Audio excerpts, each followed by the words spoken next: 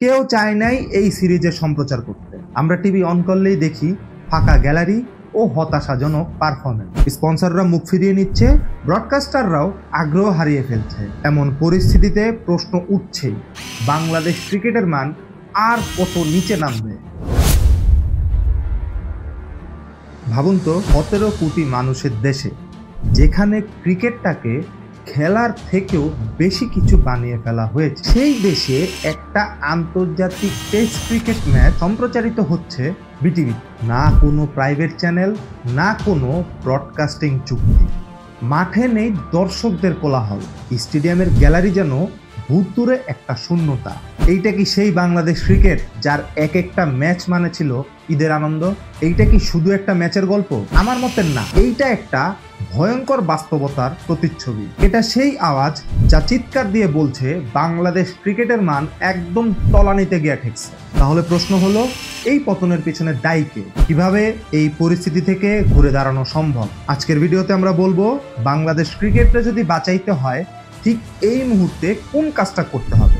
যদি সেটা না হয় তাহলে আমরা শুধু একটা খেলাই না, আমরা আমাদের আত্মপরিচয় হারাবো ভাই। একটা সময় ছিল যখন বাংলাদেশ ক্রিকেটের খেলা মানেই ঘরে ঘরে উত্তেজনা ছিল। মিরপুর স্টেডিয়াম থাকতো কানায় কানায় পরিপূর্ণ। মোবাইল অপারেটর থেকে শুরু করে পানীয় কোম্পানি, কে না চাইতো বাংলাদেশ ক্রিকেটের স্পন্সর হইতে। ওই সময়টায় পুরা পরিবার নিয়ে টেলিভিশনের সামনে বসে আমরা খেলা দেখতাম। বিজ্ঞাপনদাতারা দলে দলে লাইনে দাঁড়াতো, কারণ তারা জানতো বাংলাদেশ ক্রিকেট মানেই ভিউয়ার, মানেই আবেগ, মানেই মুনাফা। আর এখন এমন একটা সময় চলে আসছে যখন আমরা দেখতেছি একটা পূর্ণাঙ্গ সিরিজ বিটিভিতে সম্প্রচার হইতেছে। এমন পরিস্থিতিতে প্রশ্ন উঠছে, বাংলাদেশ ক্রিকেটের মান আর কত নিচে নামবে? মূলত তিনটা প্রধান সমস্যার কারণে বাংলাদেশ ক্রিকেট আজ এই অবস্থায় আইসা দাঁড়াইছে। সেসব সমস্যার দ্রুত সমাধান করলে খুব শীঘ্রই বাংলাদেশ ক্রিকেট ঘুরে দাঁড়াবে। আজকের ভিডিওতে সেই সমস্যাগুলা কি এবং কি কি সমাধান করা সম্ভব সেগুলো নিয়ে কথা বলবো। তো চলুন শুরু করা যাক। আমি মোটামুটি 5টা সমস্যা খুঁজে বের করছি, যার মধ্যে অন্যতম হলো প্রশাসনিক ব্যর্থতা, ব্রডকাস্টিং ও স্পন্সর সমস্যা সহ আরো 3টা আছে। বেশি কথা না বইলা প্রশাসনিক দুর্বলতার কথাটাই শুরুতে বলি।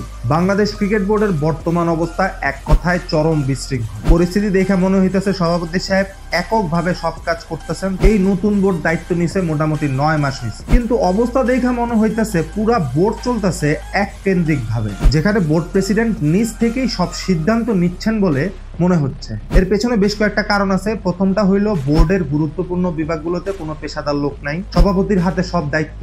আরেকটা হইলো সিদ্ধান্তহীনতা, পরিকল্পনার অভাব। আর বাহির থেকে মনে হচ্ছে বিসিবির মধ্যে এক ধরনের গা ছাড়া স্বভাব দেখা দিছে। যদি সেই ধরনের মনোভাব আসলে বাস্তবে থাকে তাহলে সেটা দেশের ক্রিকেটের জন্য ভালো কিছু না। প্রশাসনিক ব্যর্থতার উদাহরণ যদি টানতে হয় তাহলে বলবো এই বছরের বিপিএল এর কথা, যা ছিল প্রশাসনিক ব্যর্থতার চূড়ান্ত রূপ। প্লেয়ার পেমেন্ট নিয়ে সমস্যা, ম্যাচ ফিক্সিং এর গুঞ্জন, আর একেবারে অপেশাদার ব্যবস্থাপনা, সব কিছু মিল্লা দেশের সেরা ফ্র্যাঞ্চাইজি ক্রিকেটে একটা সার্কাসে পরিণত করে দিয়েছিল। যেখানে আইপিএল, পিএসএল এর মতো আসরগুলা দিন দিন কঠোর পরিশ্রম করে নিজেদের উন্নত করার চেষ্টায় আছে, সেই জায়গায় আমরা দিন দিন আমাদের বিপিএল এর মান একদম তলানিতে নিয়ে ঠেকাইতেছে।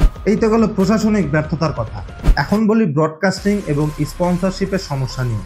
একটা সময় ছিল যখন মিডিয়া রাইটস বিক্রি করতে হইতো না, কোম্পানিরা নিজ থেকেই মিডিয়া রাইটস কেনার জন্য লাইনে দাঁড়ায় থাকতো। আর এখন বাংলাদেশ ক্রিকেটের ম্যাচ প্রচার করা হইতেছে বিটিভিতে। এইটা একটা আন্তর্জাতিক ম্যাচ, অথচ কোনো কভারেজ নাই, কোনো ভিউয়ার নাই। দর্শকদের অনাগ্রহ এমন অবস্থার সৃষ্টি করছে।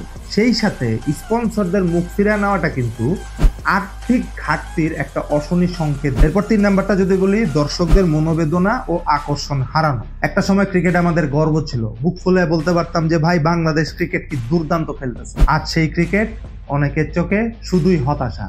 মাঠে দর্শক নাই, টিভি কেউ দেখতে চাইতেছে না, এমনকি সোশ্যাল মিডিয়াতেও এটা নিয়ে খুব বেশি আলোচনা নেই। এর পেছনে বেশ কিছু কারণ আছে, তার মধ্যে অন্যতম হইল যুব সমাজের কাছে এখন এন্টারটেনমেন্টের অনেকগুলো ফ্যাক্টর আছে, তারা এখন গেমিং পাইতেছে, ইউটিউব পাইতেছে, নেটফ্লিক্স পাইতেছে, সোশ্যাল মিডিয়া পাইতেছে, সবকিছু মিলে আসলে ক্রিকেটের মতো লেন্দি গেম দেখার মতো মনোযোগ তাদের থাকতেছে না। এর পাশাপাশি আমি একটা ভিডিওতে কিন্তু বলছি তরুণ সমাজের মধ্যে ক্রিকেট নিয়ে আগ্রহ কিন্তু কমতেছে।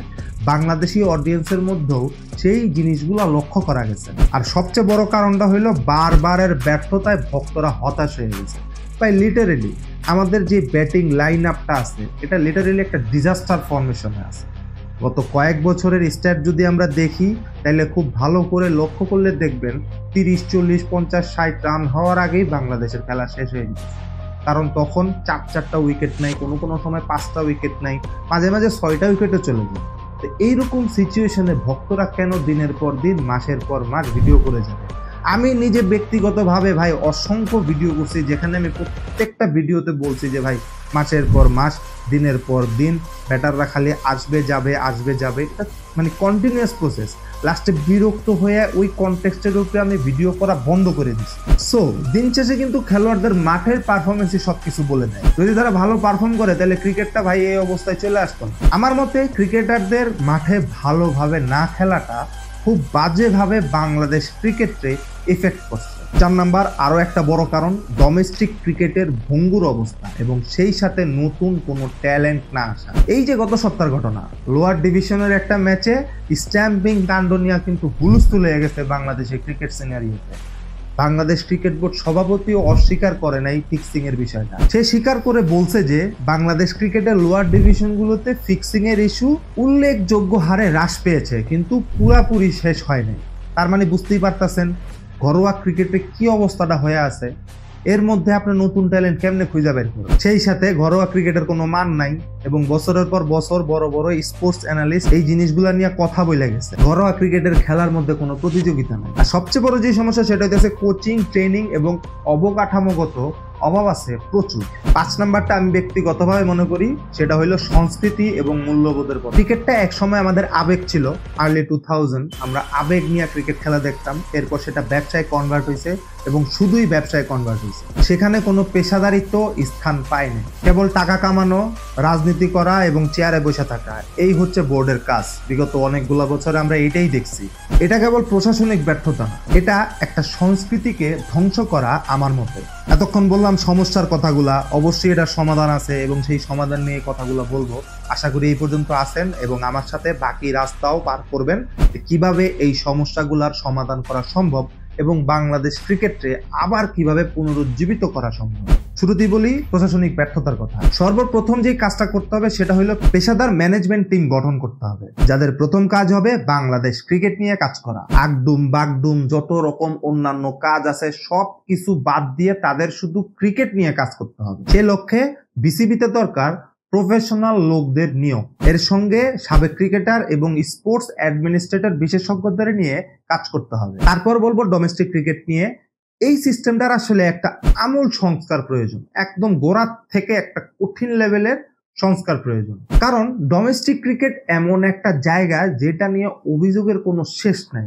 আমি চাইলে সারা দিন এই জিনিসটা নিয়ে বকবক করতে পারবো যে ভাই আমাদের ডোমেস্টিক ক্রিকেটে কি কি সমস্যা আছে। তবে যদি ছোট করে বলতে হয় তাহলে বলবো ঘরোয়া লিগে প্রতিযোগিতা বাড়াতে হবে, ভালো পিচ, প্রযুক্তি এবং ট্রেনিং ব্যবস্থার বাস্তবায়ন করতে হবে। সেই সঙ্গে টুর্নামেন্ট খেলা সবগুলা দলকে সমান অধিকার ও গুরুত্ব দিতে হবে।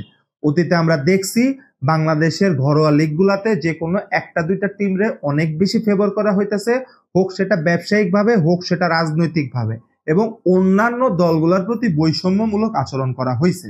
ভবিষ্যতে যদি বাংলাদেশ ক্রিকেটে নতুন করে জাগাইতে হয়, পুনরুজ্জীবিত করতে হয়, তাহলে ঘরোয়া ক্রিকেট লিগ থেকে এই জিনিসটা বের করতে হবে। সবগুলা দলের সমান গুরুত্ব দিতে হবে, সবগুলা দলের সমান অধিকারও বাস্তবায়িত করতে হবে। এরপর হলো মিডিয়া ও স্পন্সরের সাথে সুসম্পর্ক। অতি শিগগির ব্রডকাস্টার ও স্পন্সরদের আস্থা ফেরাতে হবে বিসিবিকে। এর জন্য পেশাদার দৃষ্টিভঙ্গি, স্বচ্ছতা এবং আস্থাই একমাত্র উপায়। দিন শেষে মনে রাখতে হবে প্রচার এবং স্পন্সর না পাইলে কোনো খেলাই আগাইতে পারে না। বাংলাদেশে কিন্তু আরো অনেক স্পোর্টস আছে, কিন্তু ক্রিকেটটাই এত বেশি ফোকাসড কেন?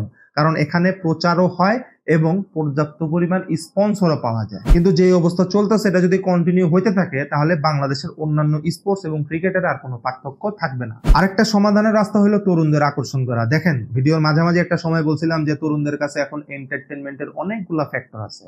তাদের কাছে ইউটিউব আছে, তাদের কাছে টিকটক আছে, তাদের কাছে ফেসবুক আছে, এছাড়া তাদের কাছে নেটফ্লিক্স এর মতো হাজার হাজার স্ট্রিমিং অ্যাপ্লিকেশন আছে। তো তাদের এন্টারটেনমেন্টের কোনো অভাব নাই। সেই জায়গায় তারা ক্রিকেটের মতো লেন্দি গেমটা খুব ইজিলি দেখতে চায় না, আকর্ষণ খুব সহজেই হারায় ফেলে। তাই বিসিবিকে স্পেশালি তরুণ প্রজন্ম নিয়ে কাজ করতে হবে। সেই লক্ষ্যে বিসিবির উচিত প্রফেশনালি ডিজিটাল কন্টেন্ট, ইউটিউব ও অন্যান্য সোশ্যাল মিডিয়া প্ল্যাটফর্মে ক্রিকেটকে উপস্থাপন করা, এবং সেটা অবশ্যই তারুণ্যের ভাষায় হতে হবে।